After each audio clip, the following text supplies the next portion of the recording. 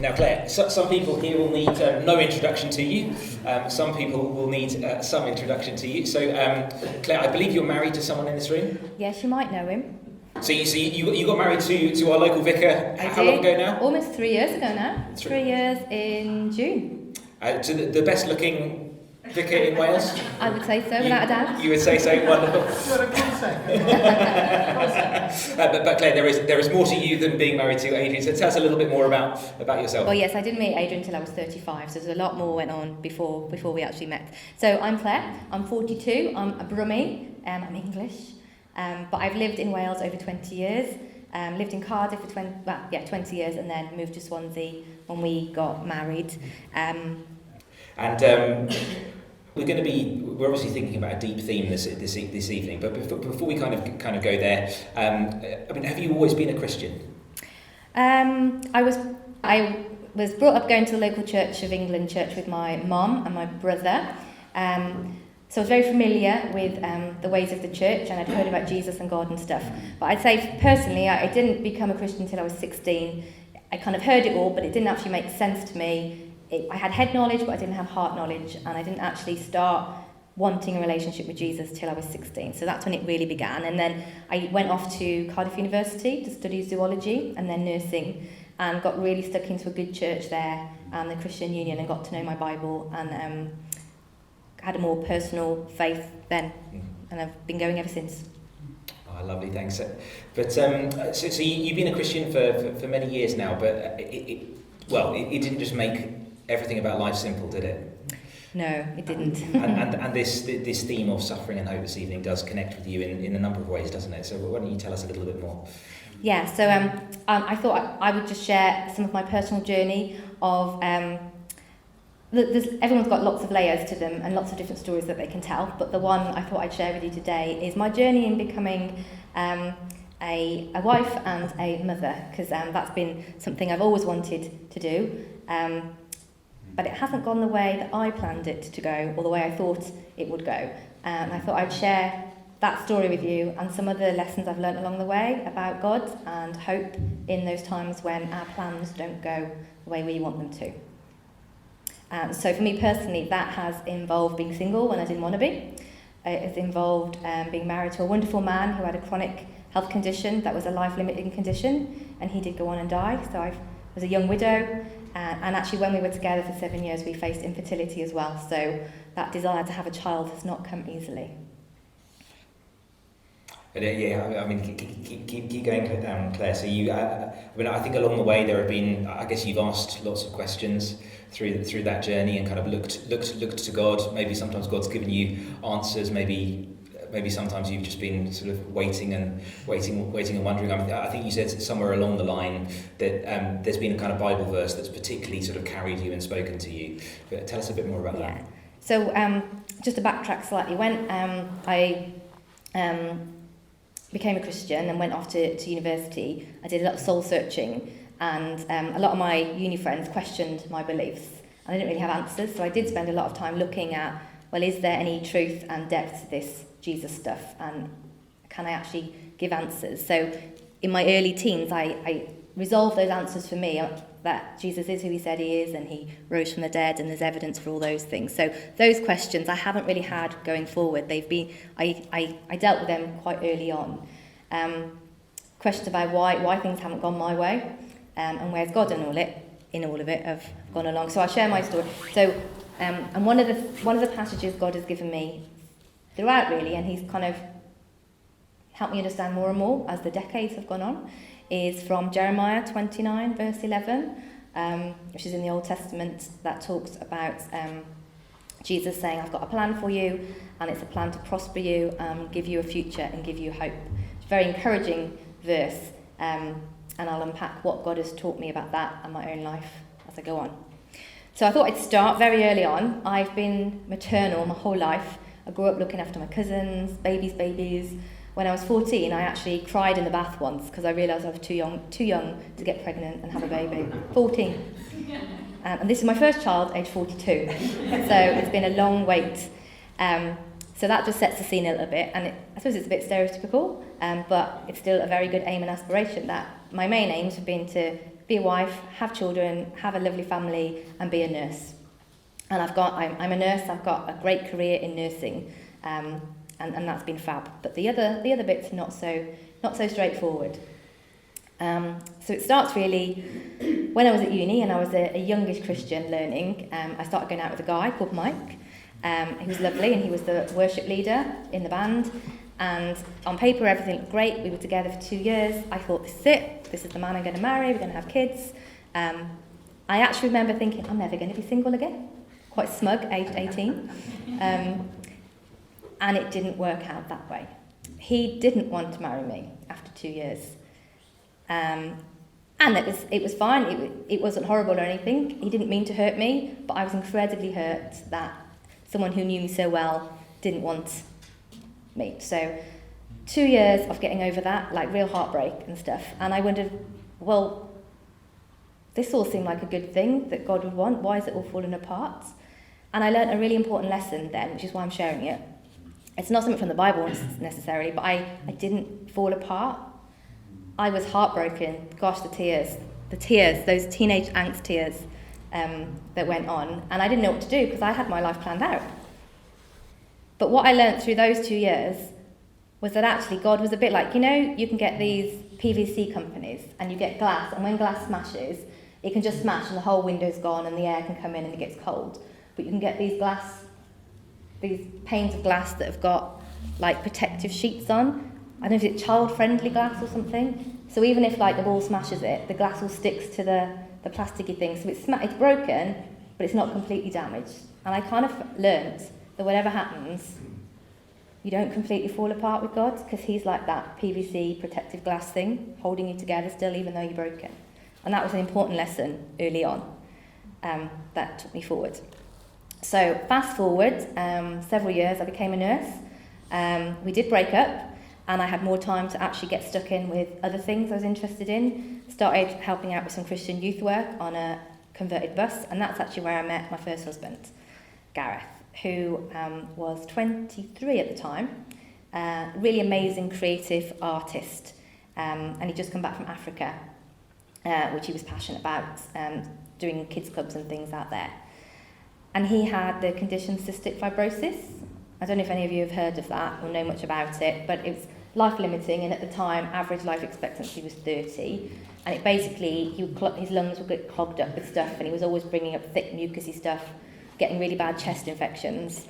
In the middle of COVID, he would have been one of the vulnerable people who would have had to shield because it would have been life-threatening. And he was relatively fit when we met, but over the next 7 years we were together, his health, it didn't deteriorate, but he was on stronger and stronger intravenous antibiotics when he got an infection. And it just impacted more and more in our life. We couldn't really make plans, and we were very good at living in the moment because you just didn't know what was going to happen the next day. We also were dealing with infertility because men with CF often can't have children, so we dealt with that together, and we physically couldn't have children, which was really painful for both of us. And we had several years processing that and decided we wanted to adopt. And so we started looking into the adoptive process, which we're really excited about. It was really hard. We made the best of it though, and we had lots of fun. And he was a Christian as well, and he totally trusted God with his life. But it was hard, and I had many a time when I would be crying in the bed on my own after going to have a good sob, and then get up, wipe my eyes, and we'd carry on with life. Because I was aware that it was hard now. We were hoping to have kids. He was hoping to beat that 30-year life expectancy thing. But in the back of my mind, at least, there was always you're probably going to end up being a young widow and you're going to have to watch him die, unless there's a miracle type thing, which I do believe in, but they don't always happen, we know in reality. So it felt to me like I was on this train, an old style train, like a Harry Potter train, and it was the most amazing journey we were on, and we were loving every minute of it. It was fantastic, because despite the CF, it was brilliant. And we tried to laugh about things rather than get sad about things, and it was really good, but I always felt like we were coming up and part of the train track was going to be missing in a mile, 2 miles, and I knew it was coming, and I couldn't get off. Well, I could get off. Gareth couldn't get off, but I didn't want to get off if he was on it. So that's how we lived our lives, with this thing was coming, and it was scary.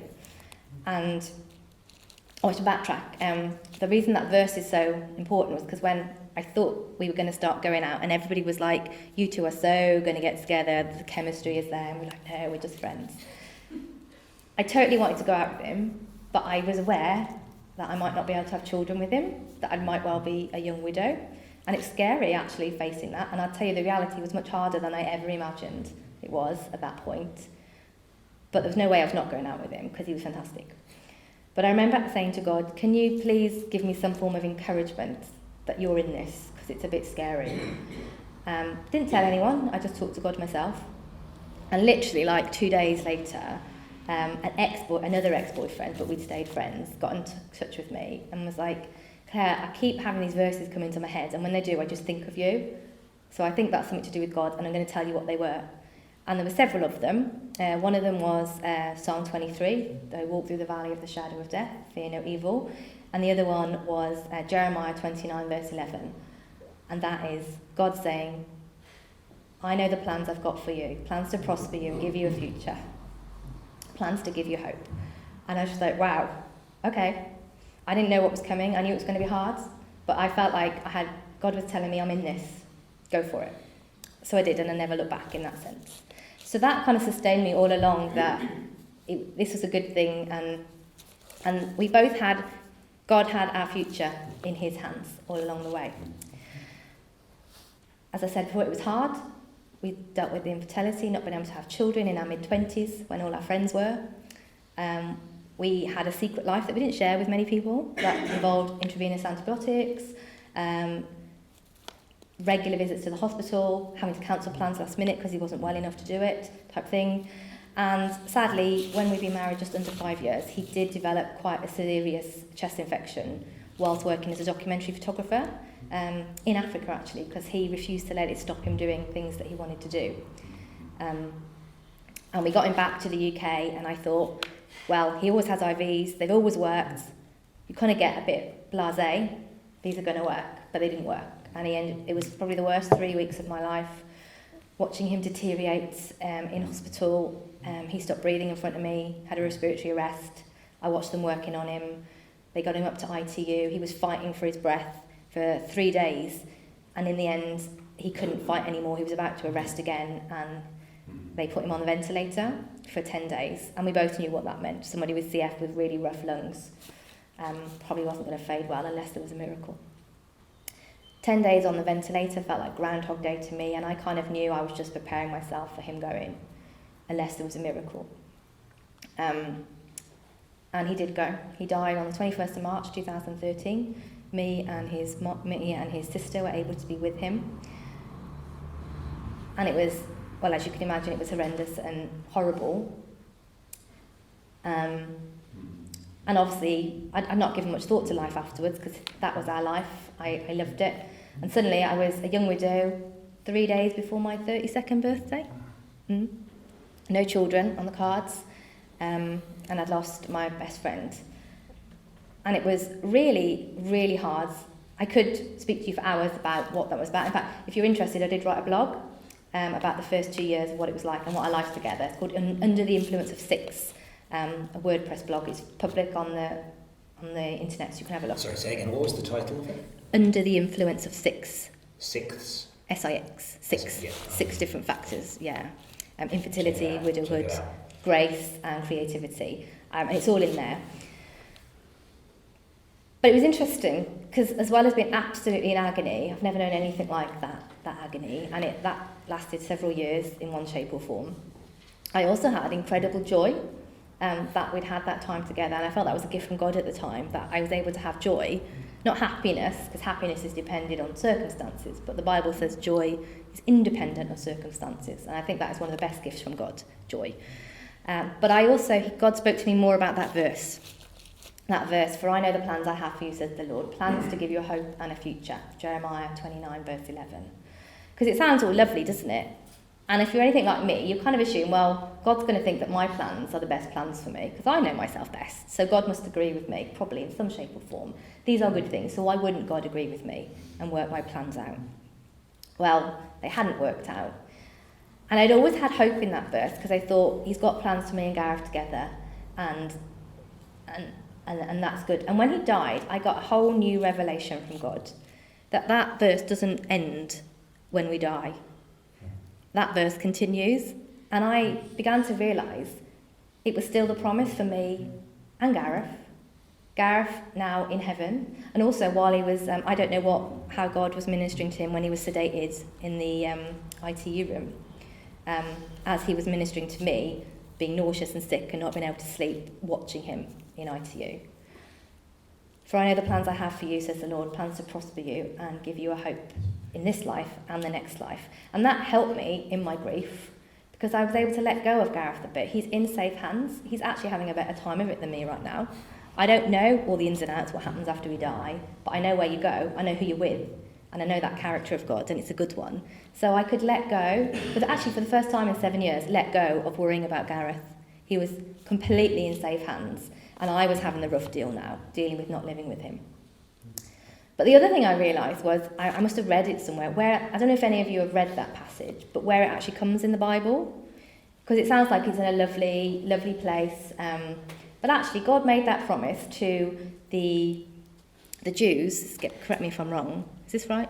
When they were in exile, they'd been exiled to Babylon, not their country, not their home, they didn't want to be there. I suppose a bit like the Ukrainians have been forced out of their country now, through no choice of their own. And God made that promises to them in an exiled country that was unfamiliar, and they didn't want to stay in.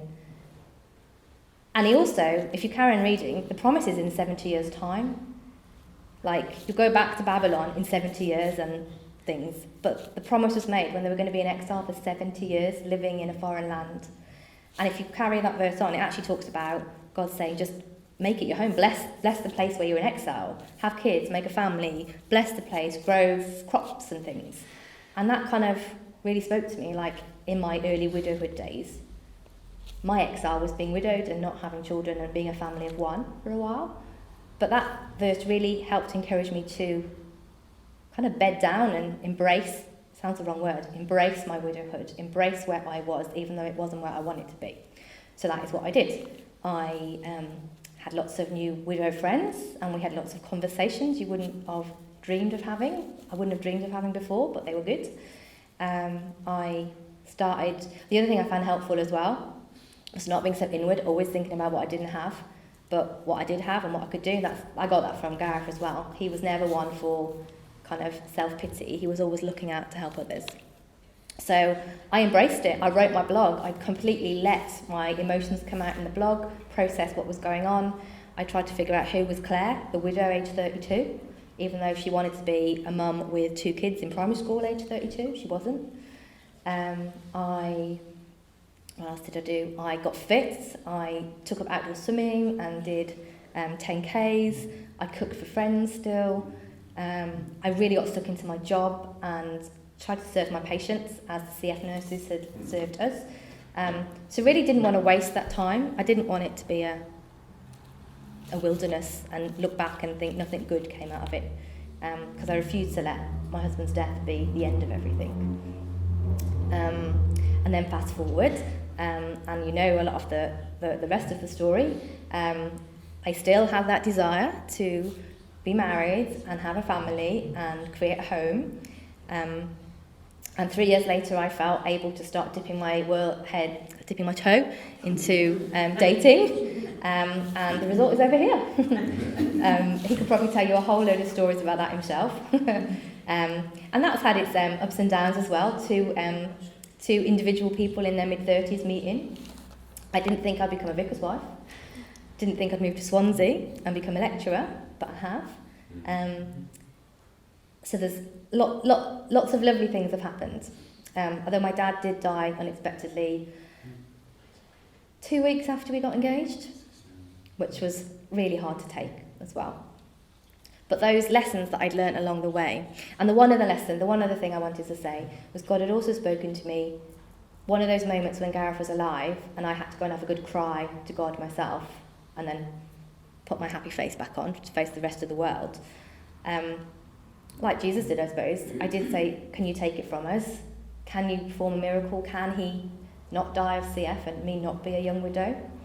And that didn't happen. But I kind of knew that wasn't going to happen, because I kind of felt this whispering from God, and kind of saying, no, Claire, but I'm going to be your airbag upon impact when that train crashes. Which is really hard to hear and hard to live. But nowhere in the Bible has God promised me an easy life or the yes answer to all those miracle prayers that I want. But he has always promised to be there and me not be on my own. And there's a song that I heard when I was 18 that stuck with me all along, that kind of says this. And these words I've taken with me that have also encouraged me and given me hope in the valleys and the mountains as well. So just to finish, before we carry on, is it okay if I read the words of the song? Yeah, please do. Okay. Please do.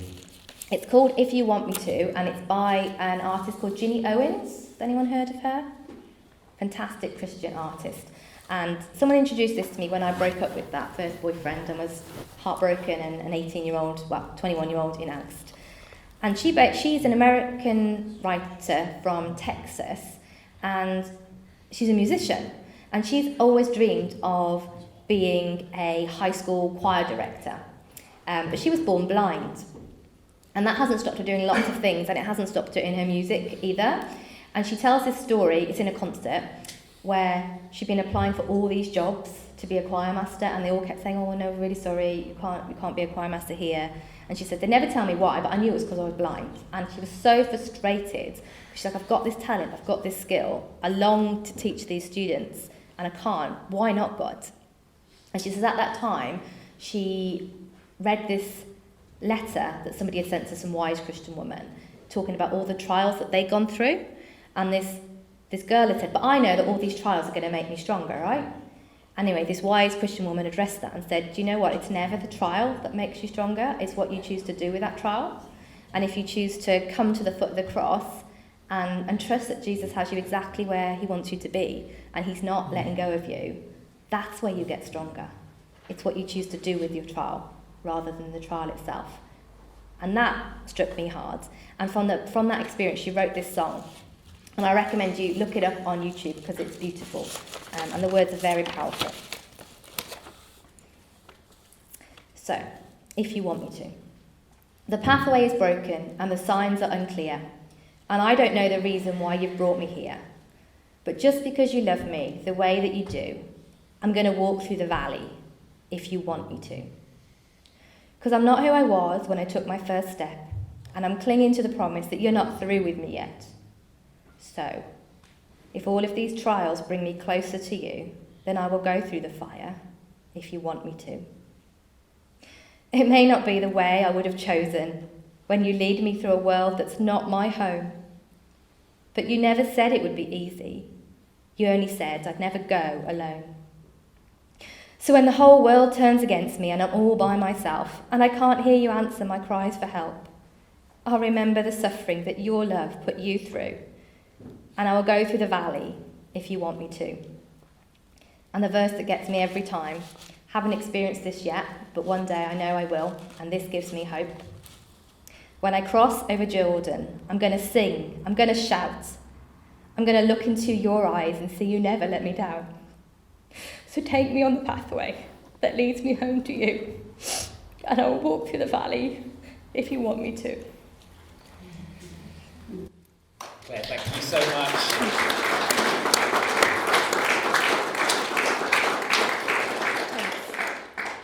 Claire, thank you so much. Thank you for being so vulnerable. Wow. And obviously afterwards, if you, yeah. Oh, I had one more thing I want to say. Go for it. I did put a few pictures. There's 3 pictures around the room because obviously I'm sitting here with my baby and my lovely husband, and I'm at a mountain right now. I'm on maternity leave, and I am absolutely loving it. Absolutely loving every minute of it. But I'm not at the end of my story. And I'm very aware that God has not promised an easy life for the rest of my earthly life, however long that is. There's going to be mountains and there's going to be more valleys. I don't know what they are. I don't know what the mountains are, but they're coming. I know that much.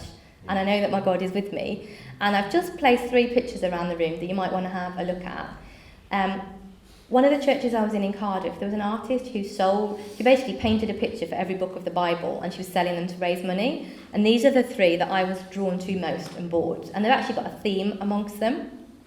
This one here has got a picture of different birds, and it basically says, God remembered Noah. So like when he was probably dirty and going stir crazy after so long on that ark, and there being no sign of any land, it must have felt like it was going on forever. But the point she got out of that chapter and his story is God remembered Noah.